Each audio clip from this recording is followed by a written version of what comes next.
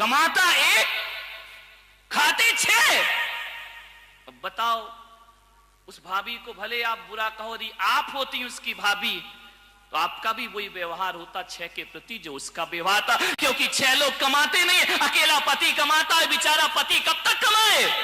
उसने सबसे छोटे देवर से कहा कि देवर जी, मैं तुम्हें बहुत प्यार करती हूं, मैं तुम्हें मां के स्थान पर ममता लुटाती हूं तुम पर, लेकिन एक बात याद रखना देवर जी, जब भी घर लौट कर आओ खाली मत लौटना, कुछ ना कुछ लेकर जरूर आना, वरना मैं तुम्हें भोजन देने वाली नहीं। अब उस समय आपको लग सकता है यार कैसी भाभी है, उसको भोजन नहीं देती है देवर को, अरे लड़का होता तो उसको दे देती, लेकिन देवर को देवर है ना, क्या करे? ये इन बातों में कुछ नहीं रखा है। उस भाभी ने कहा कि यदि तुम कुछ लेकर नहीं आए तो मैं तुम्हें खाना नहीं।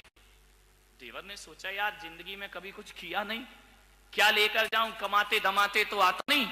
गया बाजार से लौटा शाम को, मालूम है क्या लेकर आया? एक मरा हुआ सांप लेकर के आया। पत्नी भाभी ने कहा क्या लाया रे तू? बोले भाभी कुछ नहीं लाया, बड़ी मेहनत से मरा हुआ सांप मिला।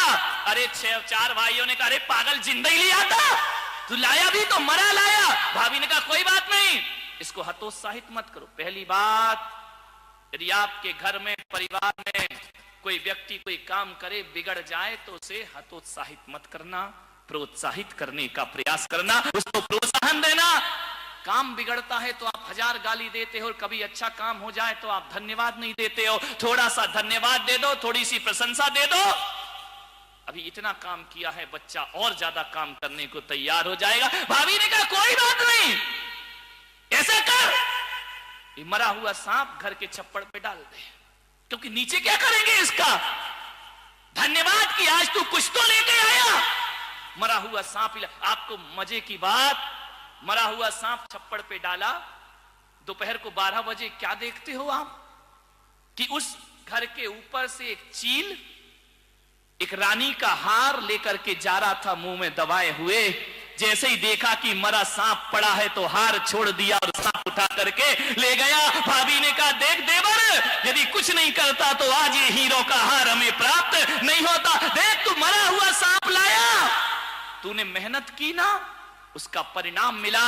और मेरे पति जिंदगी भर जो नहीं कमा पाए, मेरा देवर एक हीरो का हार लेकर के कुछ ना कुछ कर्मशील बनो मेरे भाई, ध्यान रखिए। मरा हुआ सांप भी, अरे आंगन में पड़ा हुआ पत्थर भी कभी कभी कील ठोंकने के काम आई जाया करता है। अपनी उपयोगिता बना करके रखिए।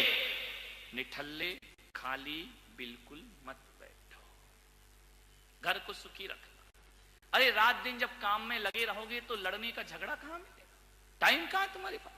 एक अम्मा जी आई मेरे पास, बोले महाराज आपके आने से मुझे बड़ी प्रॉब्लम हो गई।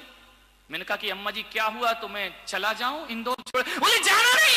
तो मैंने कहा प्रॉब्लम क्या हो गई? बोले प्रॉब्लम ये हो गई महाराज कि जब से तुम यहाँ इंदौर में आए हो, सुबह 6 बजे मैं नहा लेती हूँ, धो लेती हूँ, भगवान का अभिषेक देखने चले जाती हूँ, पूजा कर लेती हूँ, पाठ कर लेती हूँ, फिर मन करता है कि यार चलो महाराज के प्रवचन सुन लेते हैं, प्रवचन सुनती हूँ, उसके बाद मन करता है अब थोड़ी देर तो है यार, आहार और देख लो तो पुण्य कमा लूंगी, तो दरवाजे पे खड़े होके आहार देख लेती हूँ। फिर मन करता है कि 15 मिनट महाराज बैठेंगे, सामायिक में देर है, आपके कमरे में आके बैठ जाती हूँ। फिर आप दरवाजे बंद करते हो, घर जाती हूँ, खाती हूँ, पीती हूँ। 3 बजे फिर ललक जग जाती है, चलो महाराज के पास चलते। 3 बजे आती हूँ, 4-5 बजे तक बैठती हूँ, फिर घर जाती हूँ, कच्चा पक्का खाती हूँ। उसके बाद वो आपका अभी 99 का चक्कर था, वो आनंद यात्रा का चक्कर और शुरू हो गया है। दिल करता है चलो थोड़ा हंस लूंगी, बोल लूंगी, मजा आ जाएगा।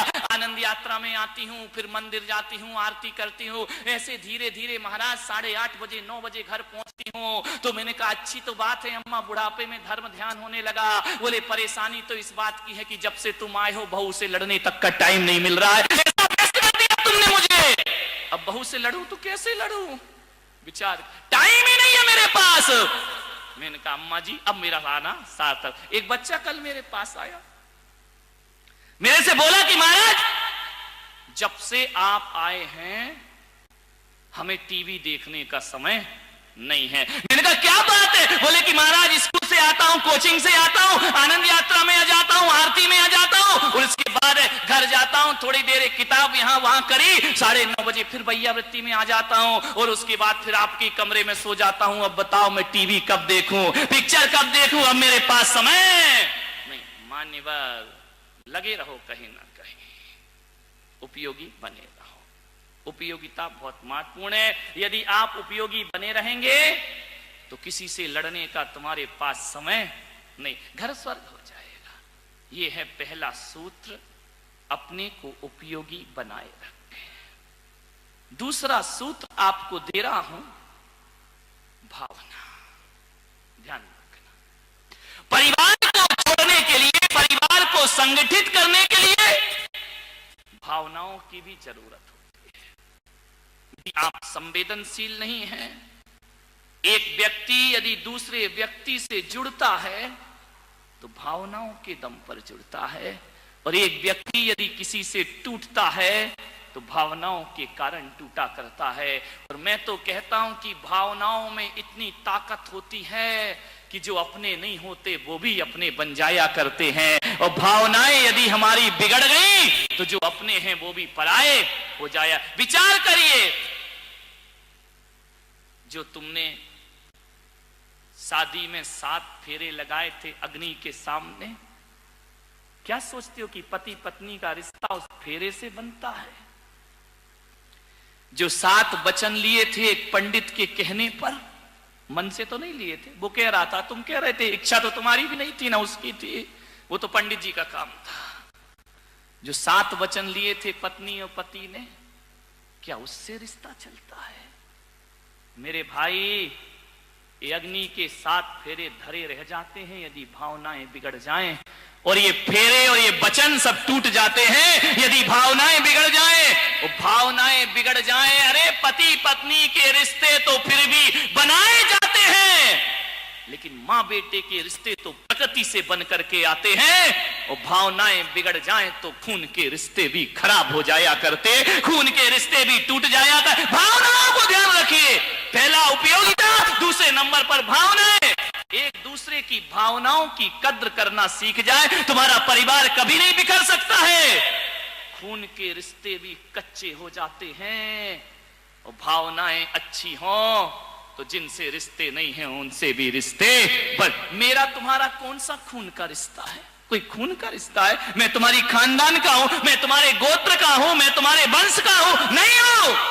फिर भी क्यों तुम्हारे बच्चे मेरी बात मानते हैं और माँ बाप की बात नहीं? माँ बाप जीवन भर जो नहीं सिखा पाते हैं, संत आधा घंटे की अपनी संगति में बच्चों का जीवन बदल दिया कर। ये क्या है? ये भावनाएं हैं, ये काहे का संबंध है?